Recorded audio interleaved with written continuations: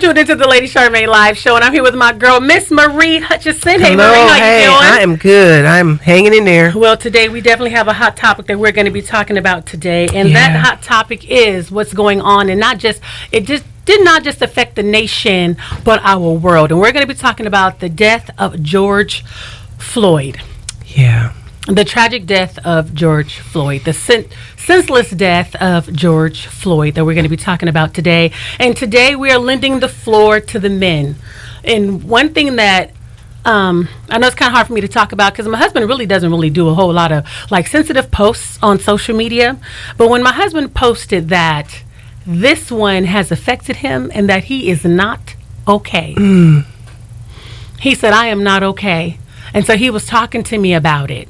And I said, you know what? How many other men out there are literally saying to themselves, I am not okay. And I found out it is okay not to be okay. Yeah. And it's okay to talk about it. Get that out. We see the protesters, they're out in the streets, they're protesting. But I want the brothers to call in. If you are not okay, how are you feeling right now? What has been the conversation that you have had to have, just even with your family, with your son? Yeah, your peers. How are you doing? Yes, what is that conversation like, man to man? There was a brother that called my husband to talk about it and to check on him, say, hey, man, are you okay? Oh, that's good. He did a brother call. Yeah.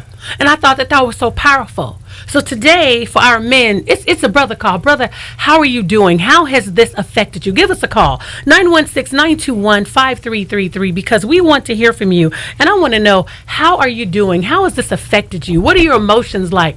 What are your thoughts when nobody else is around? I want to hear from you right now. Hi, 97.5. Called into the Lady Charmaine live show. What's your name? Where are you calling from?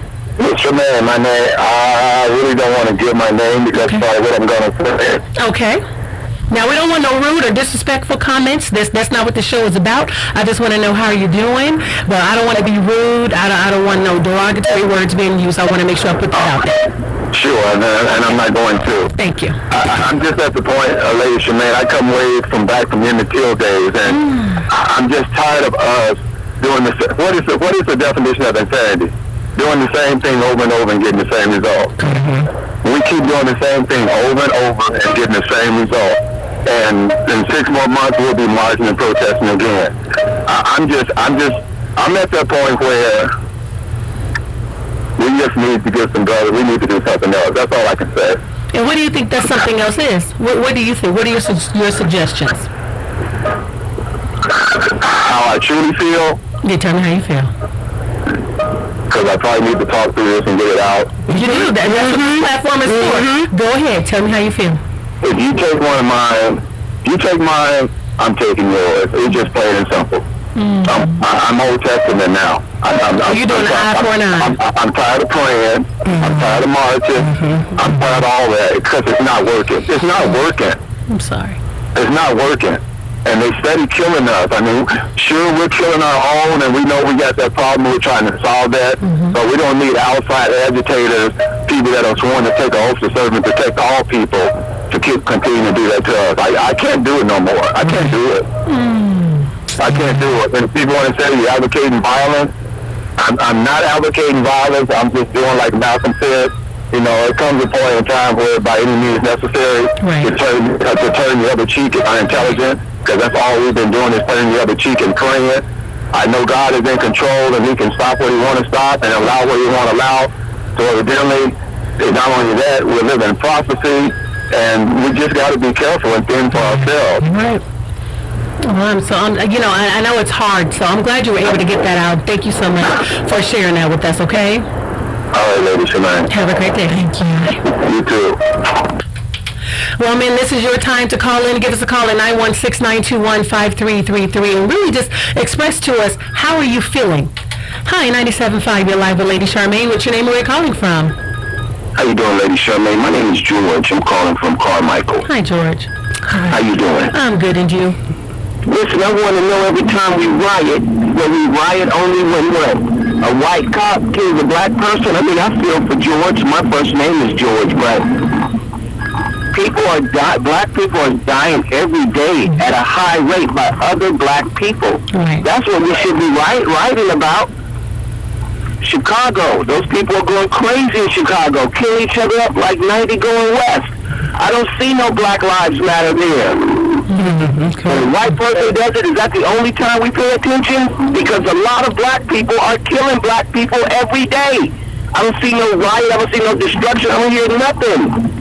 So what do you think the solution should be? We need to fix that first, Lady Charmaine, before we can look outwards. We need to fix that first, because I can see if it was at a lower percentage, but what I'm hearing is that 97% of black people that's killed are killed by other black people. Right. So a white cop does it, and we all go nuts. Yeah. So when we're in Chicago or in Florida or wherever, and black people are killing black people for nothing, then that doesn't matter. We shouldn't say anything about that. That's okay. And if Before we can have these riots and go out and demonstrate, we need to demonstrate amongst our own people killing each other. That's all I have to say. I love your show, and thank you very much. You're welcome. Thank you. Thank you for calling in.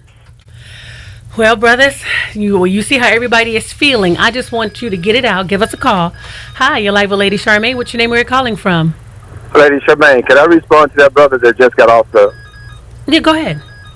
My response to him is, he's totally right. I'm from Chicago. But what he needs to understand is, we know we have that problem in our community. And we have, in all our communities, we have people that's trying to address that and trying to help us and trying to deter our young people and show them something different. But we don't need, if me and you are fighting and we're brothers, and somebody from across the street come and jump on me, what are you going to do? You're going to jump on that person because I'm your brother. So I said that to say this. We don't need outside agitators that have sworn to take an oath to protect all of us killing us. Right. We know we got that problem within our community, and we're trying to address that the best we can. Right. But we don't need people that, because of their racist bias and their prejudice and their bigotry, killing us too. We don't need a double whammy. That's right. We'll address our community, and we're trying. But that's just to the brother that just called in. That's good. Thank you. Thank you, brother. We appreciate your call. Sure. Bye-bye. Hi, you're live with Lady Charmaine. What's your name? Where you're calling from? My name is James Dibborn, and I'm calling from Sacramento, California. Hi, James. How you doing, Miss Charmaine? I'm good, and you? I'm doing well. Yeah. And what I want to say is that for the community that I grew up in and the riots that's going on in Sacramento, I feel like, we need to not tear up our community and come together as a community and move on a different frequency. We're still moving off the old frequencies in the past off of riots and how African Americans are being abused and treated and stuff. Right. So I'm thinking, maybe if we move on the frequency of love, and standing our ground and putting right people in the right positions to speak for us and to push bills for us and all that, we will get what we want, and we can be able to make a change out here for our younger youth that's being aware of this that's going on now. Yeah. Thank you. Thank you so much for sharing. I appreciate your thoughts. You're welcome, Miss Charmaine. Bye-bye. Hi, 97.5. What's your name? Where you're calling from? Hi, this is a mom of a black son calling. My name is Debbie, and I'm calling from Sacramento. Hi, Debbie. Hi, this is Tracy's mom. Oh, hi, Miss Debbie. Yes, I'm a mother of a black child, and I'm just calling to say, although I totally empathize with what's going on, yes, I'm very angry. I'm in disagreement with the destruction of our communities and businesses. But I just want to say this. My son has his friends are multi-ethnic and diverse. And he was online with a few people yesterday discussing what was going on in Sacramento. And someone said to him, quote unquote, if you're not out there fighting, you're a coon. Oh. He came and showed me the message because he didn't even know what that meant. Oh, wow. And I said, you know what? He said, Mom, I want to do something. How can I fix this? I said, as a population of young African Americans, what I would encourage people to do is to emotionally and mentally enhance their intelligence. There's no other way That's to right. do it. You have to be mentally and emotionally strong and prepared. And when you are, you do things differently. That's true. When you know better, you do better. Now, are But- you just pertaining to the protests? I'm pertaining to black people in general. Because you could be an intelligent black man and still be on that ground because they're not looking at our intelligence. They're looking at our that's skin not color. what I'm speaking of us as a people being emotionally and mentally intelligent. Like, we have to strategize on a different level. That's what I'm speaking of. Because hurting each other, as the one gentleman said, that does nothing for us. Yeah, because see, right now we're talking about how has the death of George Floyd affected you, and so Like I said, it has made me open my eyes and see as a people where we're stagnant. okay, That's okay, where we're stagnant. okay, And what we're doing now has been done over and over and over again. I'm talking centuries. correct. They did it to us, burning us down, lynching us. We've done it to them. And the mentality needs to change. That's what I'm saying. That's what I felt. Okay. Enough. Well, thank you so much, Miss Debbie, for your thoughts. I appreciate it. You're very welcome. Have You a guys, blessed day. thank you. You're welcome. Bye-bye. Well, right now, men, we are definitely giving you guys the floor today. We want to know, how do you feel? How has the death of George Floyd affected you? Hi, you're tuning with Lady Charmaine. What's your name? Where are you calling from? Hi, my name is Catherine. I'm calling from Sacramento. Hello. And I know I'm not a man, but I agree with what's being said. Black people, African American people, Moors should be sick and tired of this game that's being played. Elijah Muhammad laid out the plan. It's time to separate. And this is the best opportunity for those smart people, intelligent people that know what to do, know the paperwork, separate and get our own land, and we Well, deal all with right, sister. ourselves. All right. Well, thank you so much. I appreciate Thank your you. call. Bye. Bye-bye. All right, fellas. Again, we want to hear from you. How has the death of George Floyd affected you? So we want to hear, how are you doing? How are you doing mentally? Are you okay? We're going to be talking about that more when we come back after the break. You're tuned into the Lady Charmaine live show on 97.5 KDEE. You're listening to Hot Topics with Lady Charmaine. We're back with Hot Topics with Lady Charmaine, and we're actually giving them in the floor today to express their feelings on how they feel about the George Floyd death. And how are they feeling? We want to know what's going on in your mind. How do you feel, especially about everything that's going on in our nation? Hi, you're tuning with Lady Charmaine. What's your name? Where are you calling from? I'm calling from Sacramento, Lady Charmaine. Hello. And I just want to let you ladies know y'all do a wonderful job. Thank you.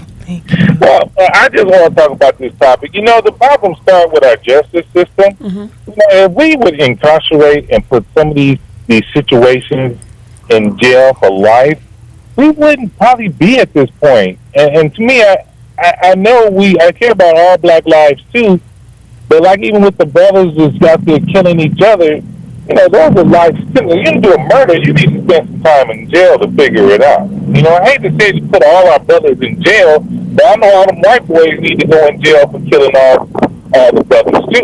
You know what I'm saying? Well, I agree. How do you feel, Yeah. though? Like, how are you feeling Yeah. mentally about all of what's happening right now? This situation been around for years, and a lot of our leaders.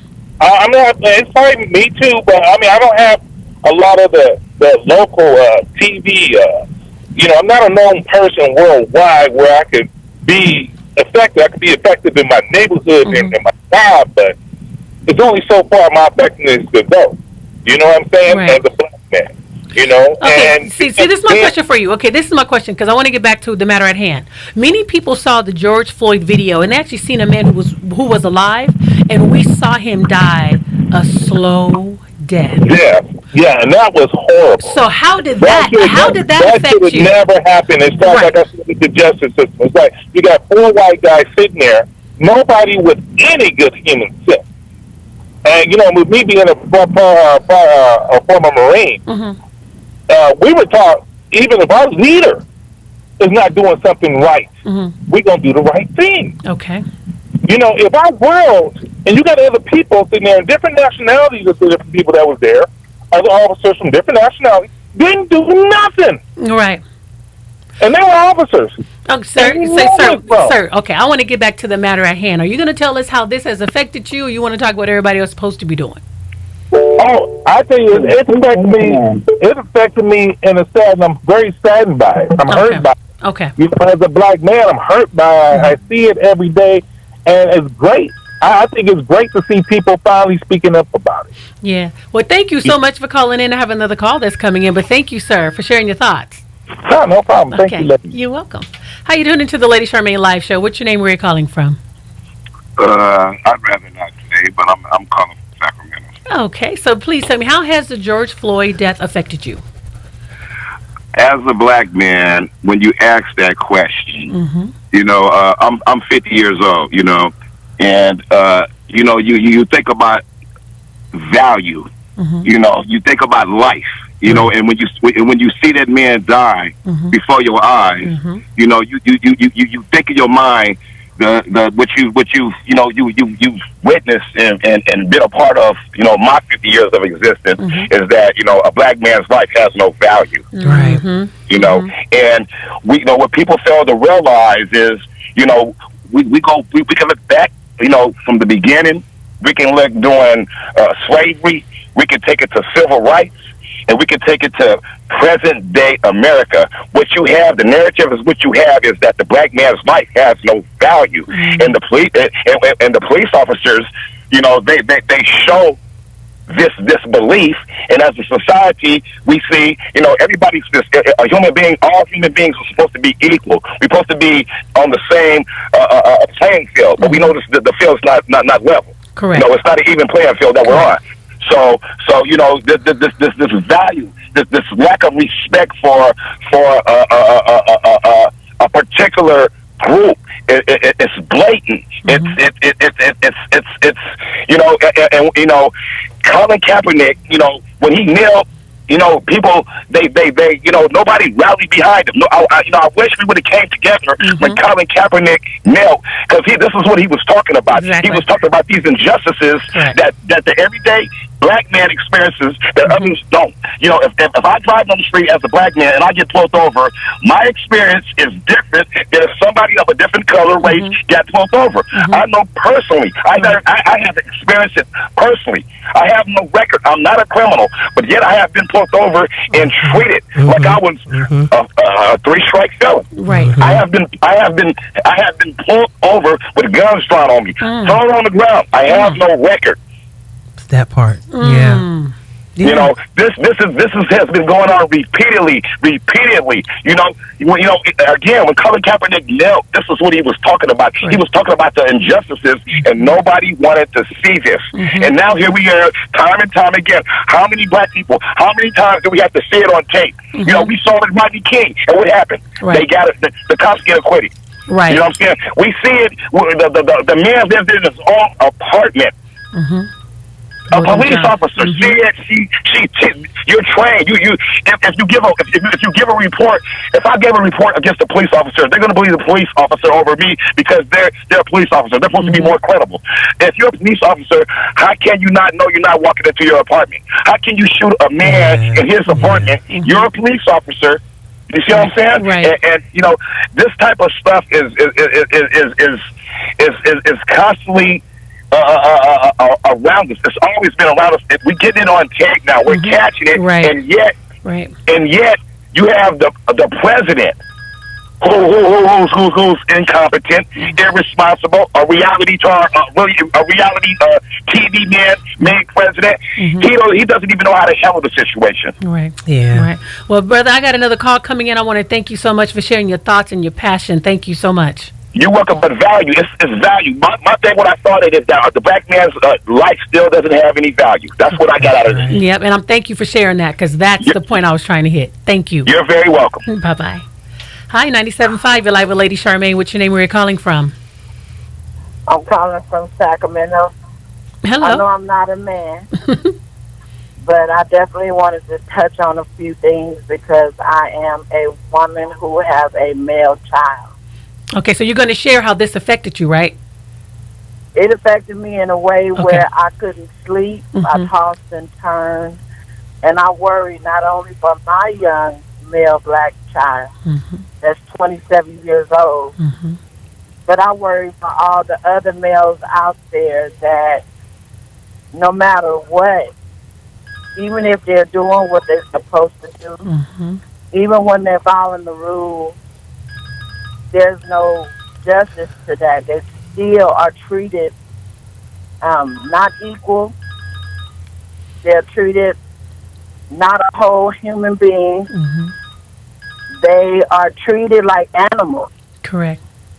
Because if that was a white person, they showed on the news where there was a double homicide, and the culprit was a white male, was in the heat, and the officer was handing him some ice water, sitting on the side of the curb. Yeah.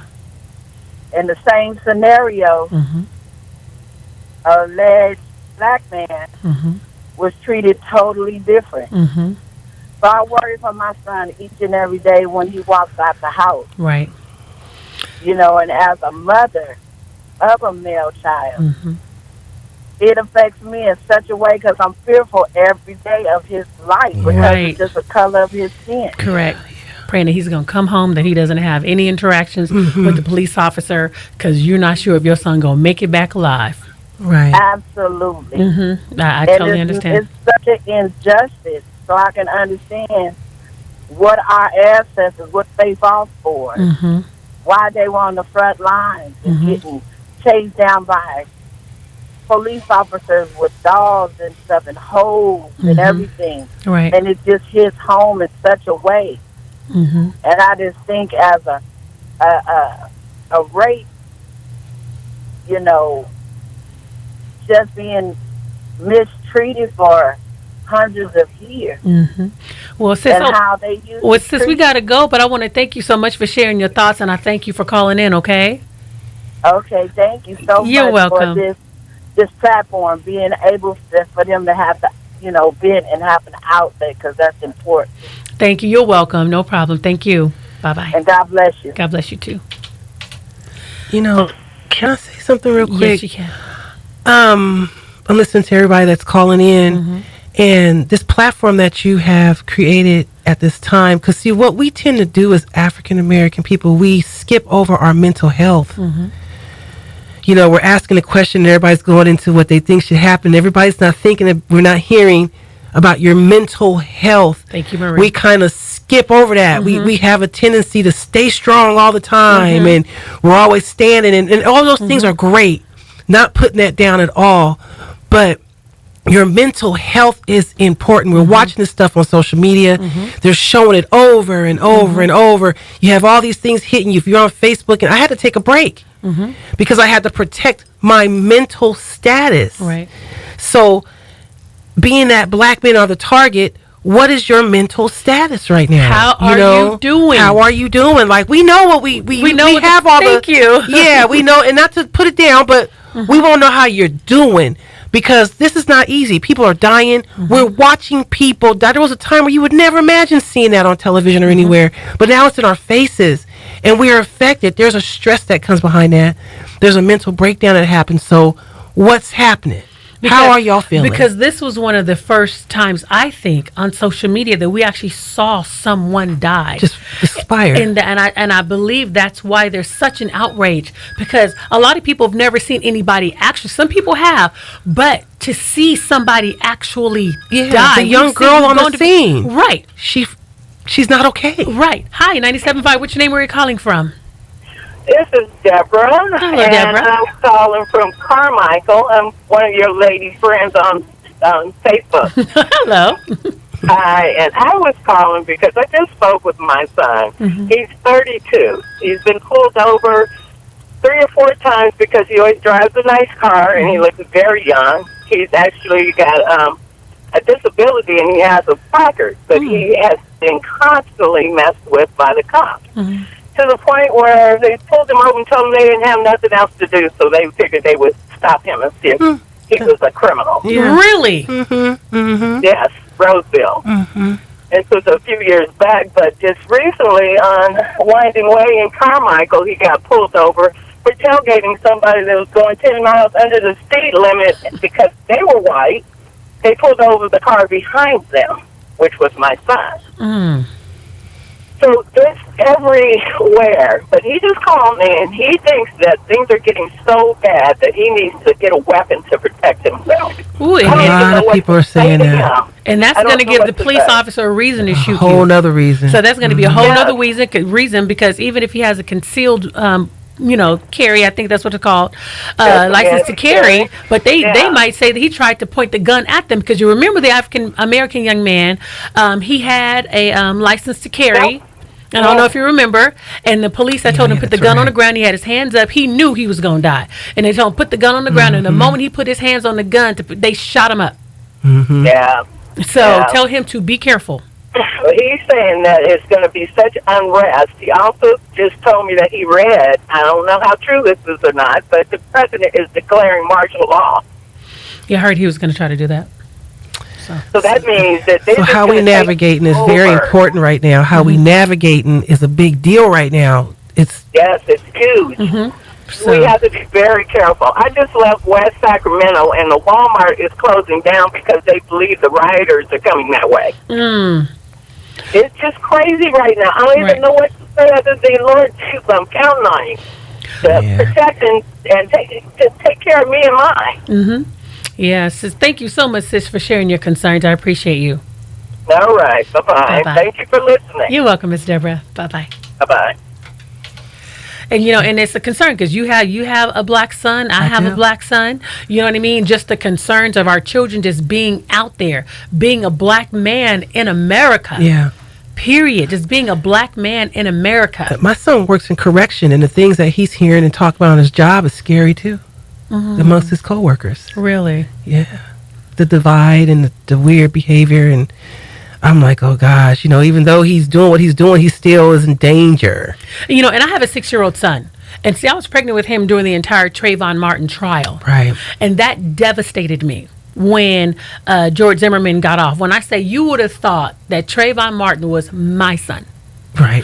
Because that's how much that affected me. When I say I cried as if that was my son. And who would have known my son was going to be born on Trayvon Martin's birthday? See? Had no idea. I followed his trial from when he died, the whole thing, and I just knew justice was going to be done. And then I could not believe it. I never forget. I cried out to the Lord, and I said, I am bringing a black boy into this world, and his life does not matter. Man. That somebody can just feel that my son is a threat from going to the store wearing a hoodie because it's sprinkling outside. He's on a cell phone talking, got some Skittles in Arizona. In Arizona. And walking and talking, minding his own business. And for someone to feel that they got the right to come up to my son to ask him, where you going, where you live. You don't belong here. But why? And his father lives there. Took his life. The day that somebody's going to feel that my black son does not belong here, or you have a certain privilege that my son does not have, and you feel you got the right to take his life. Man, you just decide that on your own. And so my heart goes out to every parent who lost a child to just senselessness. To the Floyd family. So men, we're giving you an opportunity to call in right now, 916-925-53. Did I say the number right? I don't know, because when you say it, 921-5333. I think of the other numbers. So right, because then I got another number from my other show trying to remember all these phone numbers, right? So 916-921-5333. Give us a call and let us know, how are you doing? How are you doing mentally? We know what needs to be done. We know that people need to start writing, but really, how are you doing? How did that... A real life check. This is a real life check right here. And it was very sobering to watch that a black man's life did not matter as he looked in that camera and killed that man. Hi, 97.5. What's your name? Where are you calling from? My name is Erlonda Augusta. I'm calling from Sacramento. Hello. And, oh, man, this is a serious subject going on. I lost one child at 20 to senseless murder, but however, I have another one, and he's 26 now. And I fear every day that him and his friends go out. You know, I fear all the time. Yeah, see, that's what I'm talking about right here. It's really, really bad. My mental state right now, honestly, is shaky. It's very shaky. I have been considered a strong black woman because I've lost a son. I'm a single mother. I'm a teacher here in Sac City Unified School District. But baby, let me tell you, I'm just crying out for all of our African American men that have to deal with this. It's a shame that after 400 years of what we've had to go through, we still go through this now. Right. It's like they still don't consider us humans. They still consider us like cargo and a commodity and cattle and, you know, just like we don't eat, drink, bleed, and breathe. Exactly. Yeah. You know, and it's really bad. But I constantly pray every day and I pray every night for the families that have lost to these senseless killings, especially at the hands of the law enforcement. They're supposed to protect and serve, yet they're taking lives, and because of that badge, they're not being prosecuted. Right. And sis, I feel your hurt, I feel your pain. I was like, I want to cry. I'm already tearing up while I'm talking to you. Because I think one of the things that hurt me the most was to see the joy and the pleasure that he took in taking that life. Yeah. The pride that he had in his heart to take that life, and to hear that man pleading for his mama, his mother, and everything hurts, and that just hurts your heart. And to tell you that I cannot breathe, and for him to know that they were killing him, he knew he was going to die. That's it. And then you know you're about to die. Right, and you know it, and then for him to still stay there, and then on top of that, to know that you knew George Floyd for 17 years because you worked with the man. Yeah. So he was no stranger. So that lets you know this was personal. So whatever personal issue he had, he seized the moment.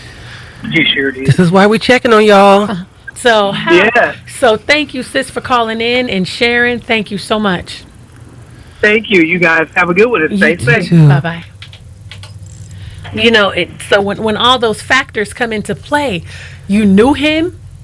It was personal. The pride that you had in taking that life with no remorse at all, and to get up and to walk away. See, I could say I ain't okay because that was a problem that I had. Come on. No one performed CPR. No one pulled out a defibrillator. No one did nothing. They put him on a stretcher and put that man in a car. They did not. They didn't do any life-saving measures on that man, period. They weren't planning to.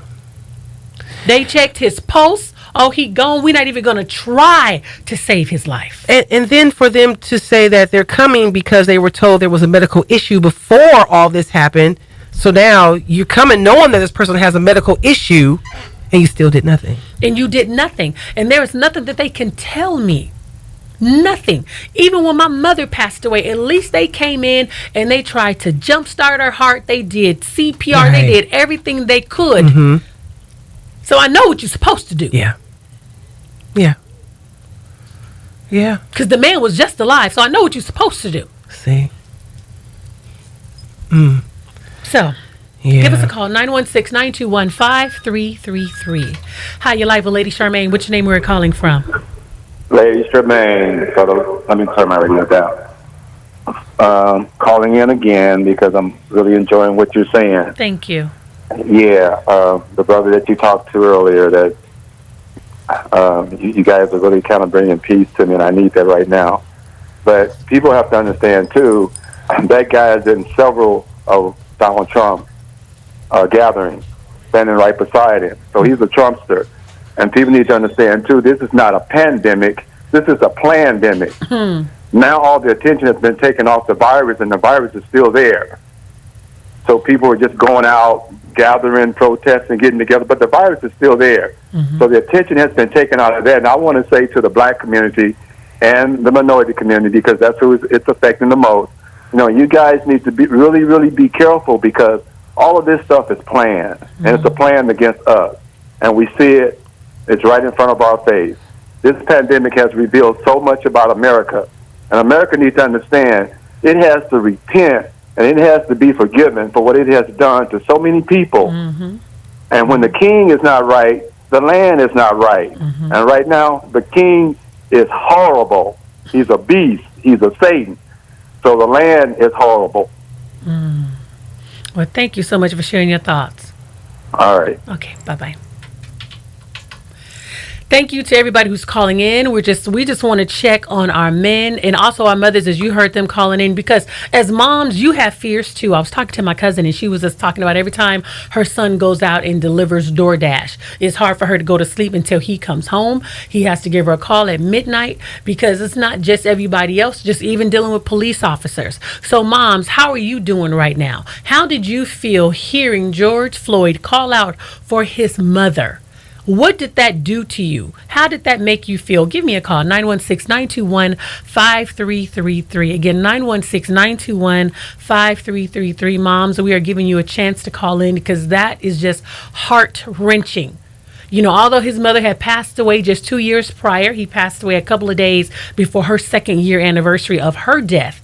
But as a mother, to hear that, and if she was alive, how would she feel knowing that her son was calling out for her before he had passed away?